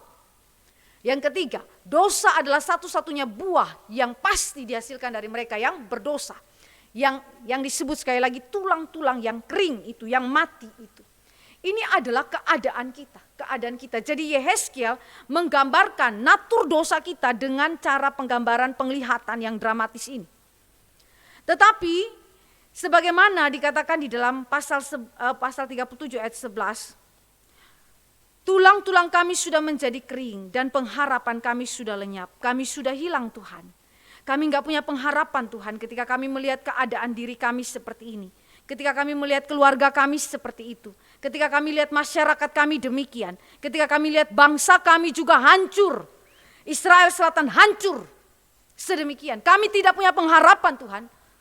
Saudara, ayat yang ke-12 berkata, oleh sebab itu bernubuatlah dan katakanlah kepada mereka, beginilah firman Tuhan Allah, sungguh aku membuka kubur-kuburmu. Saudara, ini adalah jawabannya terhadap ketiadaan pengharapan bagi tulang-tulang yang kering ini, saudara. Kalimat Tuhan Allah kepada Yehezkiel ayat yang ketiga, sebuah pertanyaan retorika yang sulit dijawab oleh Yehezkiel. Lalu ia berfirman kepadaku, hai anak manusia, dapatkah tulang-tulang ini dihidupkan kembali? Ini kan pertanyaan retorika yang sebenarnya kalau jawab simpelnya ya pasti dapatlah Tuhan. Tetapi saudara, pertanyaan ini bukan soal dapat tidaknya. Atau Allah itu berkuasa atau tidak berkuasa melakukannya. Tetapi lebih tepatnya pertanyaan ini adalah Allah mau tidak lakukan. Bukan Allah kurang kuasa untuk melakukan itu, tetapi lebih tepatnya Allah mau tidak lakukan itu. Karena itu Yehezkiel jawab Tuhan, aku menjawab ya Tuhan Allah, engkaulah yang mengetahui. Karena konteksnya adalah Tuhan lagi murka kepada Israel. Dan Israel sedang dihukum oleh Tuhan. Nah sekarang kalau saya jawab bisa, nanti bagaimana? Kalau Allah bilang Allah gak mau, begitu kan? Jadi Yehezkiel itu menjawab dengan bijaksana, ya Tuhan Allah, engkaulah yang mengetahuinya. Tuhan, aku tahu engkau berkuasa, tetapi yang kedua, mau tidak Tuhan lakukan itu? Saudara, dan Tuhan sendiri yang jawab, Dia yang mau, Dia yang mau. Maka di sini kita akan lihat mengenai karya Roh Kudus di dalam kebangkitan Israel, kebangkitan tulang-tulang yang kering itu, yaitu nafas kehidupan, nafas kehidupan. Saudara, kalau saudara memperhatikan teks ini teks yang mirip dengan apa yang dikatakan di dalam Kejadian pasal 1. Di situ ada karya Allah Tritunggal dalam recreation. Kalau dalam Kejadian 1, Allah Tritunggal bertindak di dalam creation. Tetapi di dalam Yehezkiel 37 berbicara mengenai Allah Tritunggal berkarya di dalam recreation. Penciptaan kembali, penciptaan ulang, dan ini berkaitan dengan manusia. Tetapi sekali lagi bukan semua manusia, tetapi spesifik Israel. Dan Israel di sini tidak mengindikasikan kepada ras. Tetapi Israel di sini berbicara mengenai apa? Umat pilihan Allah saja. Yang disebutkan di dalam PB sebagai keturunan rohani daripada Abraham. Jadi yang dilihat lembah itu adalah menggambarkan kematian daripada umat pilihan Allah oleh karena dosa. Tetapi juga di saat yang sama Allah Tritunggal berkarya untuk melakukan penciptaan ulang, penciptaan kembali. Nah di sini kita lihat Allah Bapa sebagai inisiator daripada recreation, sama seperti Bapa juga adalah inisiator daripada creation. Mari kita lihat kehendak Bapa. Ayat yang keempat, lalu firman-Nya kepadaku, bernubuatlah. Firman-Nya kepadaku, bernubuatlah mengenai tulang-tulang ini dan katakanlah kepadanya, hai tulang-tulang yang kering, dengarlah firman Tuhan. Beginilah firman Tuhan Allah kepada tulang-tulang ini. Aku memberi nafas hidup ke dalammu supaya kamu hidup kembali. Allah bukan tidak dapat mencipta kembali, tetapi pertanyaannya sekali lagi, Allah mau atau tidak? Dan Allah menjawabnya kepada Yehezkiel. Allah mau untuk mencipta kembali, Allah mau memberikan nafas hidup supaya kamu hidup kembali. Saudara, ini yang disebut dengan kehendak kekal Bapa. Kehendak Bapa untuk apa? Untuk menghidupkan umatnya kembali yang telah mati oleh karena dosa. Dia memberikan firman atau nubuat kepada Yehezkiel tentang recreation. Saudara lihat di situ bagaimana urut-urutannya ya, urut-urutan logis di dalam peranan Tritunggal untuk creation, recreation. Nah kemudian Allah Anak sebagai eksekutor dari recreation, yaitu firman itu sendiri. Ketika dia memberikan firman, bernubuatlah firman Tuhan Allah. Itu adalah bicara mengenai bukan sekedar kata-katanya Tuhan Allah. Kalau saudara ingat kepada Pak Stephen Tong punya penjelasan waktu speak Roh Kudus yang terakhir, saudara. Saya sangat senang dengan cara beliau menjelaskan tentang nafas yang keluar daripada mulut Allah. Yang menggambarkan tentang pekerjaan Roh Kudus tentunya. Tetapi sekaligus saya juga mau menekankan mengenai firman di sini. Sebelum saya bicara mengenai Roh Kudus, saya bicara mengenai firman. Tidak ada recreation tanpa firman. Begitu juga tidak ada creation tanpa firman. Di dalam Yohanes pasal 1 berkata bahwa firman Allah itu bersama-sama dengan Allah dan oleh firman itu segala sesuatu tercipta. Begitu juga di dalam recreation, saudara. Tulang-tulang yang mati itu dihidupkan kembali oleh karena apa? Oleh karena ada firman yang diberitakan. Ada firman yang keluar daripada Allah. Saudara, ini kan bukan sekedar sekali lagi perkataan yang non persona, saudara. Tetapi ini adalah perkataan yang persona. Firman yang berpribadi. Firman yang berpribadi, saudara. Saudara yang dikasih oleh Tuhan Yesus Kristus, dengan kata lain, di dalam Yeskiel menggemakan kembali mengenai bagaimana anak yang adalah firman yang hidup dan kekal itu berkarya di dalam creation, Kejadian 1, dan juga di dalam recreation. Melaksanakan kehendak Bapa. Firman itu melaksanakan kehendak Bapa. Bapa maunya apa? Kalau Bapa mau ada recreation, maka anak akan melakukannya. Tetapi pekerjaan anak tidak akan tuntas kalau nggak ada Roh Kudus, saudara. Ini yang disebut sebagai Roh Kudus adalah aplikator dari recreation. Roh yang memberi kehidupan dan memungkinkan terjadinya recreation. Saudara, ini semua persis seperti bagaimana Allah menciptakan manusia. Ya, jadi saudara, bagaimana Tuhan memberikan itu dalam recreation, itu menggemakan kembali creation. Puji Tuhan ya, Tuhan kita ya. Dia tidak membiarkan dosa menguasai kehidupan daripada umatnya. Tetapi dia memenangkan kehidupan daripada umatnya karena apa? Karena memang dia mau. Dia mau untuk melakukan itu semua. Yang kedua adalah karya Roh Kudus dalam recreation. Saudara, mari kita bandingkan dengan Kejadian 2 ayat 7. Di dalam creation. Ketika itulah Tuhan Allah membentuk manusia itu dari debu tanah dan menghembuskan nafas hidup ke dalam hidungnya. Demikianlah manusia itu menjadi makhluk yang hidup. Kalau saudara baca ayat yang ke-7, maka fasenya itu mirip seperti di dalam pasal 37 kitab Yeskiel. Fase pertama dalam recreation adalah di situ firman Allah diberitakan untuk menyatakan kehendak Bapa. Terbentuklah suatu kerangka dan tubuh yang utuh atau lengkap sebagai manusia. Ayat 7 sampai ayat yang ke-8. Lalu aku bernubuat seperti diperintahkan kepadaku dan segera sesudah aku bernubuat kedengaranlah suara, sungguh suatu suara berderak-derak. Jadi tulang itu mulai bergerak dan tulang-tulang itu bertemu satu sama lain. Sedang aku mengamat-amatinya, lihat urat-urat ada dan daging tumbuh padanya. Kemudian kulit menutupinya tetapi mereka belum bernafas. Fase pertama, seperti Kejadian 2 ayat 7, Allah bentuk dulu manusia dari debu tanah. Dan kemudian menghembuskannya dengan nafas hidup. Di dalam recreation, Allah bentuk pertama tubuh manusia. Dengan segala kelengkapannya, urat, daging, kulit, semua Allah tumbuhkan. Di sini saudara saya lihat bagaimana firman itu adalah firman hidup. Firman yang adalah persona. Firman yang adalah berpribadi. Otoritas firman menyebabkan tulang-tulang kering mendengar firman. Padahal ini belum hidup, tetapi mendengar dan bergerak menjadi satu keutuhan. Saudara, kalau firman tidak dikumandangkan, tidak akan ada pergerakan dari tulang-tulang yang mati itu. Dengan di sini kita lihat bahwa otoritas firman tidak saja berkuasa atas makhluk-makhluk yang hidup, tetapi otoritas firman juga berkuasa atas yang mati. Karena tulang yang mati bisa dengar, saudara. Dari mana itu bisa menggerakkan itu, saudara? Ini kan kuasa firman, saudara. Kuasa firman yang menggerakkannya. Jadi sekali lagi kita melihat di sini bagaimana penggambaran yang hidup tentang pekerjaan firman. Firman yang persona, yang berpribadi, yang berkuasa itu untuk menghidupkan kita. Walaupun sesungguhnya kita sudah mati, tetapi dia memungkinkan untuk kita mendengar dan melakukan firman itu. Otoritas firman atas yang hidup dan yang mati, saudara ya. Persis seperti klaim Kristus di dalam Yohanes pasal 11. Nah, tetapi belum memiliki nafas hidup, tubuh yang dibangun kembali tetapi masih mati. Nah, fase kedua seperti pasal 2 kitab Kejadian ayat 7b. Allah mengembusinya dengan nafas hidup. Fase kedua adalah Bapa memberi perintah firman Allah untuk kemudian firman itu menyatakan nafas hidup datang kepada manusia, tubuh manusia yang sudah lengkap sehingga menjadi hidup kembali. Saudara, ayat ini dikutip dalam Wahyu 11 ayat 11. Mari kita baca Wahyu 11 ayat 11.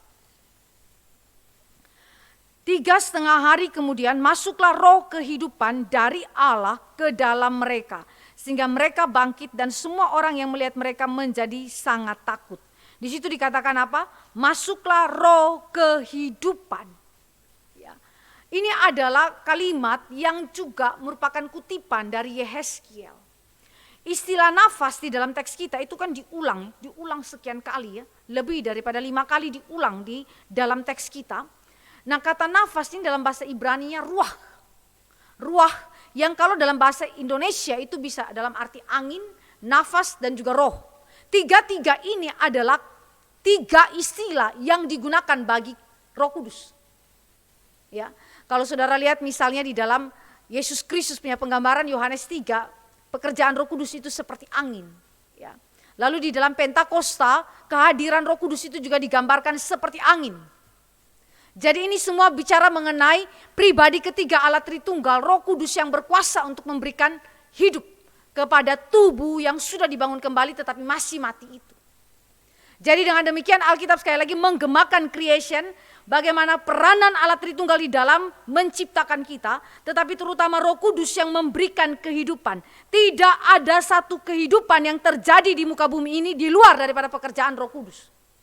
Karena itu dia yang memungkinkan sekali lagi hidup secara alamiah dan dia juga yang memungkinkan hidup secara rohania.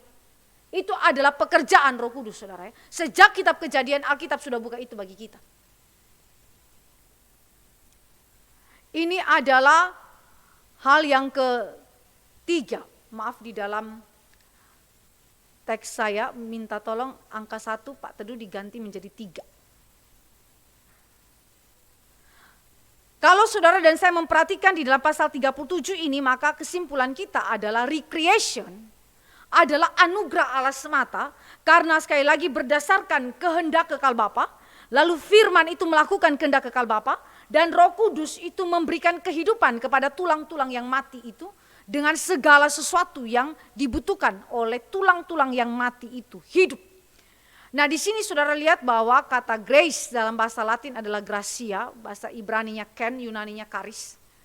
Yang berarti ini adalah perbuatan atasan, dapat juga Allah yang menunjuk kepada kasih karunia, kemurahan atau kebaikan kepada bawahannya, meskipun bawahan itu sebenarnya tidak layak menerimanya. Jadi kata grace di sini adalah sebuah kemurahan atau kebaikan Allah yang mengacu kepada sifat Allah yang dinyatakan kepada manusia berdosa, di mana hanya oleh kemurahan dan kebaikan Allah saja, maka hati dan pikiran manusia berdosa dilahirbarukan oleh kuasa Roh Kudus dan secara terus-menerus dibersihkan, dikuatkan dan dikuduskan untuk hidup memuliakan Tuhan. Ini adalah anugerah. Kata grace, di mana saya simpulkan bahwa recreation yang dilakukan di dalam kitab Yehezkiel itu adalah anugerah. Sebuah kebaikan, kemurahan Allah kepada kita yang sebenarnya tidak layak untuk menerimanya. Saudara, mari kita perhatikan bahwa konsep anugerah ini sudah ada di dalam perjanjian lama. Israel perjanjian lama juga mengalami salvation yang sama. Roh yang menghidupkan, roh yang memberikan hidup, bukan saja hidup alamiah tetapi khususnya hidup rohania itu sudah dialami oleh orang-orang percaya yang ada di dalam perjanjian lama. Mereka yang mati, mereka yang tadi disebutkan sebagai tulang-tulang yang kering, mereka mendapatkan anugerah, belas kasih daripada Tuhan kita. Nah, karakteristik anugerah Allah bagi manusia berdosa di sini kalau kita perhatikan, anugerah Allah itu adalah wujud kedaulatan Tuhan sebagaimana tadi saya katakan. Kalau Allah tidak berfirman, kalau dia tidak berkehendak, maka tidak akan terjadi hidup yang baru ini, yaitu kebangkitan daripada orang Israel, tidak akan terjadi. Tetapi karena Allah berdaulat untuk menetapkan itu terjadi, Allah yang menginginkannya, maka itu terjadi. Ya, kita yang adalah orang berdosa yang tidak layak menerimanya, tetapi kemudian Allah memberikannya bagi kita, kedaulatan Allah. Jadi recreation berbicara mengenai anugerah Allah semata. Tetapi di pihak yang lain anugerah diberikan berdasarkan kedaulatan Tuhan. Yang tadi saya katakan, bukan karena Allah tidak berkuasa, tetapi masalah Allah mau atau tidak. Dan Alkitab berkata bahwa Allah mau melakukan itu, tetapi sekali lagi itu bersifat terbatas kepada siapa? kepada Israel dan bukan kepada semua manusia, dalam hal ini Israel yang rohani, yang adalah umat pilihan Tuhan. Nah, di sini kita lihat bahwa di dalam karakteristik anugerah ditentukan oleh kedaulatan Allah. Lalu bagaimana dengan manusia? Kita ini pasif, saudara. Seperti tulang-tulang itu pasif, dia nggak bisa bikin apa-apa, saudara. Maka kita hanya sebagai penerima anugerah di mana Allah sepenuhnya yang berinisiasi dan melaksanakan serta menggenapi di dalam kehidupan umat Allah. Jadi kalau saudara lihat ya, tulang-tulang tadi hanya bisa bergerak karena firman melakukan itu. Dia bisa hidup dan menjejakkan kakinya karena apa? Karena Roh Kudus diberikan, nafas hidup itu diberikan. Nafas itu bukan sekali lagi memberikan kehidupan, tetapi kekuatan untuk melakukan kehendak Tuhan. Kekuatan untuk menjejakkan kakinya, kekuatan untuk berjalan sesuai dengan kehendak Tuhan, saudara. Itu adalah pekerjaan Allah semata bagi kita. Nah, anugerah adalah di awal kehidupan kita, anugerah juga adalah di pertengahan dan akhir daripada seluruh karya penyelamatan kita. Jadi anugerah itu adalah sepenuhnya tanpa jasa manusia. Jadi kita sebenarnya hidup itu karena Tuhan, kita bisa taat Tuhan itu karena Tuhan, kita bisa setia kepada Tuhan sampai kita menutup mata kita dalam kematian, itu pun karena Tuhan. Jadi sekali lagi hidup kita adalah hidup yang bersaksi tentang anugerah Tuhan. Dan di dalam konteks kita, Alkitab bicara mengenai efektivitas karya keselamatan. Kalau Allah menghendaki untuk menyelamatkan kita, oleh firman-Nya, kehendak Allah itu terlaksana. Dan oleh roh-Nya kita mendapatkan kehidupan, maka itu berarti efektif, saudara. Pasti berhasil keselamatan itu dan tidak bergantung kepada kehendak manusia. Tetapi sepenuhnya bergantung kepada kehendak kekal Allah di dalam pemilihan kekalnya. Jadi di sini kita melihat bagaimana manusia itu enggak ada apa-apanya, saudara. Konteks daripada Arminian, orang-orang yang berjuang untuk mengatakan bahwa Allah kasih anugerah, tapi saya harus ulurkan tangan untuk terima anugerah. Itu adalah gambaran daripada ajaran yang tidak alkitabiah. Ajaran yang alkitabiah adalah Allah yang ulurkan tangan untuk tarik kita naik. Bukan kita yang ulurkan tangan untuk terima anugerah. Tetapi di sisi yang lain, Alkitab juga memberikan kepada saudara iman untuk kemudian bisa berkata ya kepada Tuhan kita. Tetapi saudara lihatlah ini anugerah. Anugerah itu adalah sesuatu yang begitu penting dalam kehidupan kita. Termasuk di dalam konteks kita mempelajari firman hari ini pasal 37. Nah sekarang, yang keempat, minta tolong diganti angka 2-nya menjadi 4, Pak Teduh. Karya Roh Kudus dalam keselamatan. Kalau saudara lihat di dalam konteks kita di sini, karya Roh Kudus memiliki korelasi dengan Injil, dengan firman. Saudara lihat urut-urutan ya, Bapa menghendakinya, Bapa memberikan firman, lalu oleh firman Roh Kudus diberikan. Nafas itu diberikan. Berarti saudara dan saya lihat di sini Roh Kudus tidak pernah bekerja tanpa kehadiran daripada firman. Jadi itu berarti kalau kita lihat di dalam karya Roh Kudus, nanti ini akan dibahas lebih banyak kalau saudara ikut di dalam PAPP tentang Ordo Salutis tentunya. Tetapi saya akan angkat secara ringkas saja berdasarkan Yeskiel 37. Karya Roh Kudus itu pertama di dalam panggilan umum atau panggilan Injil. Firman diberitakan kepada tulang-tulang yang kering. Firman dinubuatkan kepada tulang-tulang yang kering yang mati itu. Yaitu manusia yang mati di dalam dosa. Injil diberitakan kepada manusia berdosa tanpa kecuali. Dan keselamatan ditawarkan secara cuma-cuma kepada setiap manusia. Kita semua dengar Injil, saudara. Saudara, ini adalah panggilan Tuhan. Ketika engkau dengar Injil, itu adalah saat yang sama dengar Tuhan panggil kita. Seperti tulang-tulang ini, bukan? Ketika tulang-tulang ini mendengar firman saudara, itu adalah panggilan Allah. Untuk bikin apa? Bergerak, bersatu dan seterusnya. Saudara lihat ini panggilan bukan panggilan yang main-main, saudara ya. Ini panggilan daripada Sang Raja Pencipta alam semesta yang tidak boleh kita itu lawan. Ini adalah sebuah panggilan otoritatif dari Allah yang harus saudara jawab. Tetapi persoalannya kita tidak bisa menjawab karena kita tulang yang mati. Kalaupun tulang itu mendengar dan kemudian sudah disatukan menjadi keutuhan, ada urat, ada daging, ada kulit, tapi dia masih mati. Jadi bisa berespon? Gak bisa berespon, saudara. Maka panggilan Injil tidak bisa menghasilkan apa? Kehidupan. Kecuali satu, nafas hidup diberikan. Nafas yaitu ruah itu. Ruah yaitu pekerjaan Roh Kudus, pribadi dan karya Roh Kudus dalam kehidupan kita. Melalui apa? Melalui panggilan khusus atau effectual calling. panggilan khusus atau panggilan yang efektif, yang pasti menghasilkan kelahiran baru, saudara ya. Nah di sini saudara dan saya lihat ini yang disebut dengan setelah firman diberikan, tubuh itu sudah dibuat lengkap tetapi belum hidup. Maka ketika Roh Kudus diperintahkan untuk datang, hadir dalam kehidupan tubuh yang mati itu, maka tubuh itu menjadi hidup, saudara. Bicara mengenai efektivitas daripada karya Roh Kudus. Nah di sini panggilan khusus, efektivitas daripada karya Roh Kudus di sini membawa manusia masuk ke dalam kondisi keselamatan yang dengan demikian bersifat efektual, di mana tindakan Allah melalui Roh Kudus yang membuka hati manusia berdosa dan memampukannya untuk menerima panggilan Injil. Jadi saya katakan tadi, panggilan Injil secara umum ada, tetapi yang ini masih mati. Maka Roh Allah harus hadir untuk memberikan kita kemampuan hidup supaya kita mampu, kita mau. Tadi kan ya mati, tidak mampu, tidak mau. Sekarang melalui Roh yang hidup itu jadi mampu, jadi mau. Untuk apa? Berespons kepada firman Allah yang sudah kita dengar, yang sudah diberitakan kepada kita. Nah, cara kerja Allah di dalam panggilan khusus yang kalau kita alami itu adalah disebut sebagai kelahiran baru. Ini tidak menyalahi natur manusia. Kadang-kadang orang pikir, wah Roh Kudus diberikan, ya Roh, nafas hidup itu masuk ke dalam mereka. Wah masuk ke dalam mereka ini maksudnya bagaimana? Apakah menindas kebebasan daripada manusia? Karena kita percaya mengenai irresistible grace, anugerah yang tidak dapat ditolak. Ketika kita bilang irresistible grace itu seolah-olah bahwa Allah punya kehendak gak bisa ditolak. Memang kehendak Allah gak bisa ditolak, saudara. Siapa yang bisa tolak kita, saudara? Bisa tolak kehendak Allah, saudara? Gak bisa, saudara. Tetapi fakta bahwa ada manusia yang bisa tolak kehendak Tuhan begitu. Sehingga Arminian kolaps di dalam hal ini. Tidak bisa menyelesaikan hal tersebut, tetapi Alkitab menyelesaikannya. Alkitab memberitahukan kepada saudara dan saya bahwa Allah bekerja dengan cara yang tidak menyalahi natur manusiawi. Ya, kalau saudara lihat di sini ya, tidak ada satu manusia pun yang bisa tolak kehendak Allah. Dan kehendak Allah itu ada dua.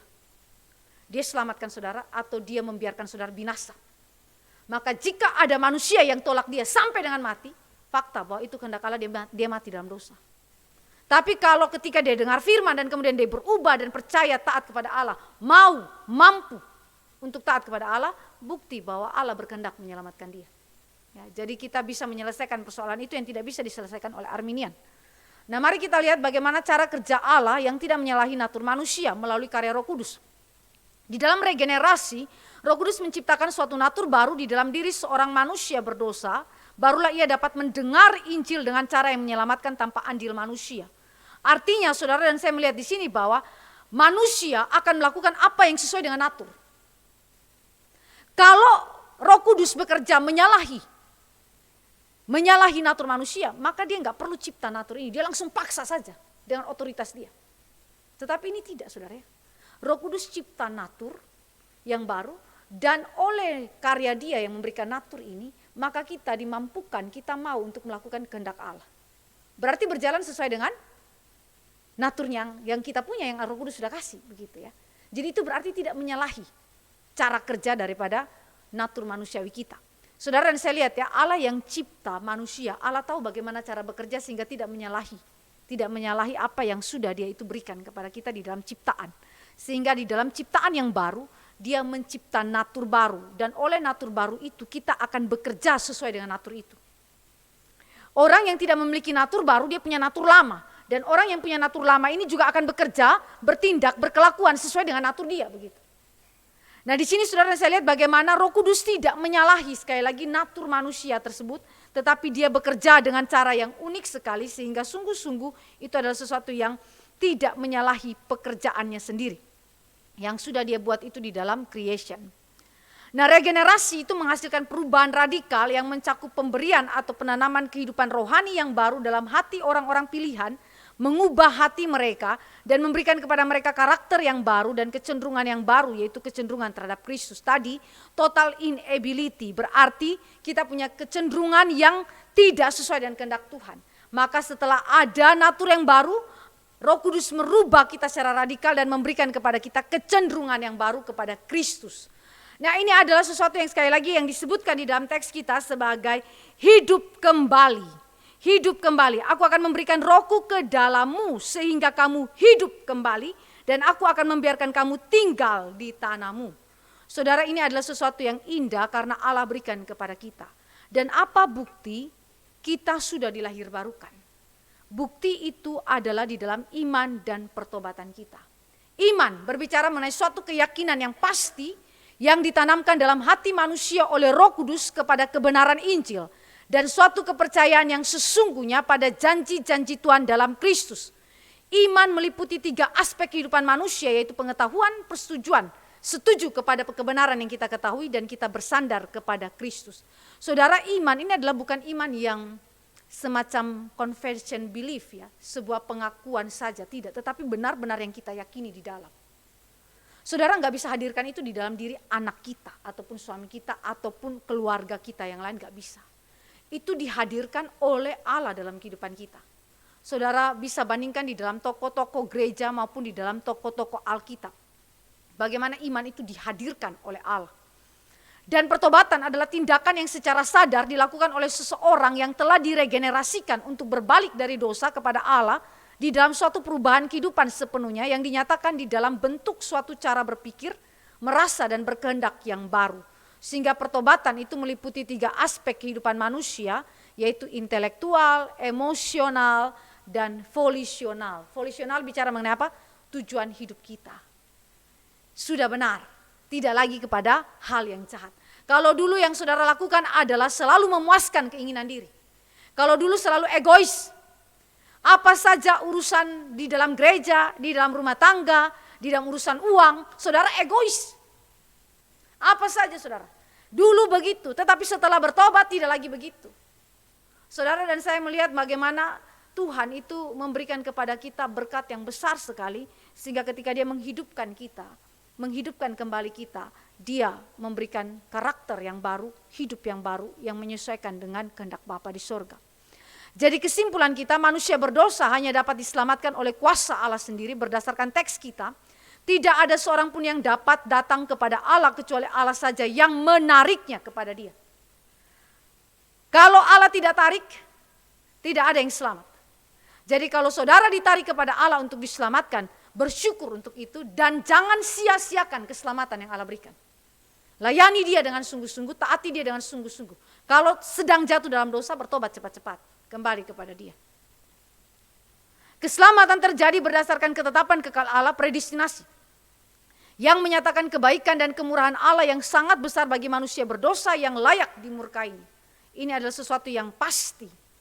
Dan karya Roh Kudus adalah anugerah Allah secara internal yang memungkinkan manusia berdosa dihidupkan kembali di dalam natur yang baru, yang dikuduskan Allah untuk berespons dalam iman dan pertobatan sejati kepada firman sepanjang hidup dia, sepanjang hidup dia. Jadi saudara, kalau lihat hal ini maka kita bersyukur sekali lagi kepada Tuhan kita, karena Tuhan kita banyak sekali bekerja di dalam sejarah kehidupan kita, mengubah hidup kita, sehingga kita tidak lagi menjadi orang-orang yang seperti tulang-tulang kering ini, tetapi kita menjadi manusia-manusia, tentara-tentara Allah yang menyerahkan tubuhnya, hidupnya sebagai senjata-senjata kebenaran Tuhan.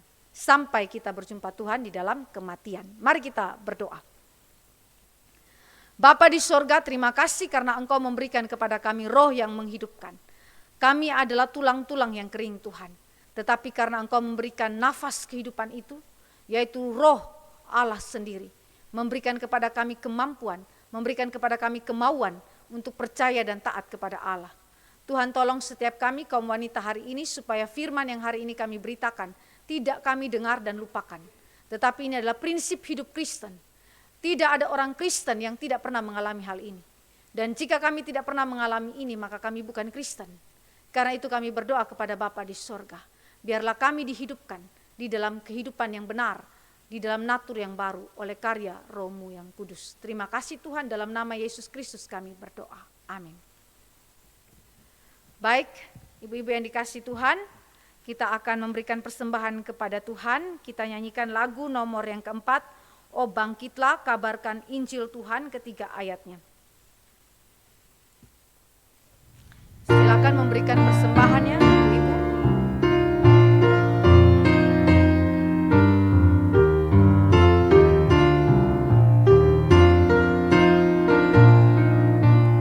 Oh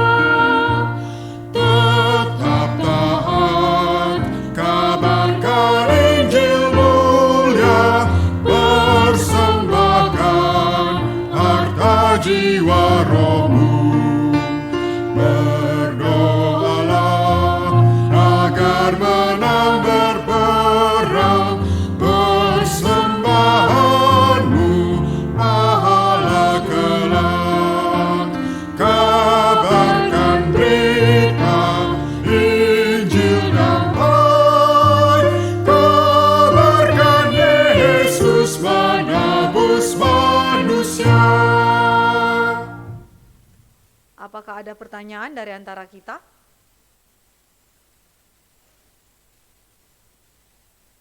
Tidak ada? Baik, jika tidak ada, saya undang kita semua bangkit berdiri. Kita nyanyikan pujian ini, ayat yang pertama saja, lalu kita akan tutup seluruh ibadah kita dan persembahan kita pada hari ini.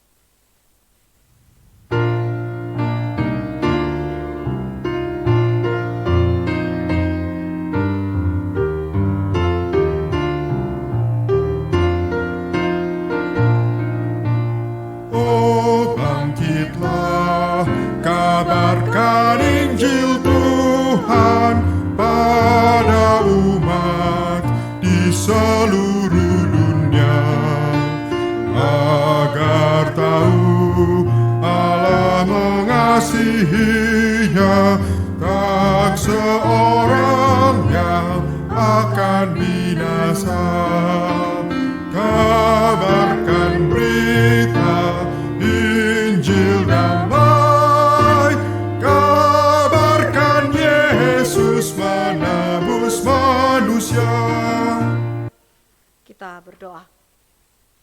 Tuhan, terima kasih untuk berita Injil Kristus yang kami dengar. Kami berdoa agar berita Injil ini tidak saja menjadi milik kepunyaan kami, tetapi juga menjadi milik kepunyaan daripada keluarga kami. Juga untuk setiap orang yang kami kenal atau yang tidak kami kenal, yang belum percaya kepada Kristus sebagai Tuhan dan Juru Selamat kami. Tuhan, tolong agar kami dibangkitkan, diberikan hidup yang baru untuk mempermuliakan Tuhan kami sepanjang hidup kami, khususnya sebagai kaum wanita dalam tugas pelayanan panggilan kami masing-masing. Tuhan, pimpin setiap ibu-ibu kaum wanita yang ada di tempat ini. Terima kasih Tuhan, kami juga menyerahkan persembahan kami ke dalam tangan Tuhan. Berkati, kuduskan persembahan kami Tuhan. Pakai persembahan ini lagi bagi hormat kemuliaan nama Tuhan di dalam setiap pelayanan yang Tuhan percayakan di dalam GRI Depok ini. Terima kasih Bapa di sorga, kami memuji kebesaran-Mu Tuhan dan menyerahkan seluruh hidup kami hari ini dan segala tugas pelayanan pekerjaan kami sepanjang hari ini ke dalam tangan Tuhan, terutama kami yang akan berkunjung ke rumah daripada beberapa jemaat kami, biarlah Tuhan yang memberkati dan memimpin kami. Di dalam nama Yesus Kristus Tuhan kami berdoa dan menaikkan syukur. Amin. Silakan duduk kembali, Bapak Ibu yang dikasihi Tuhan, ibadah kita sudah selesai. Tuhan Yesus memberkati kita.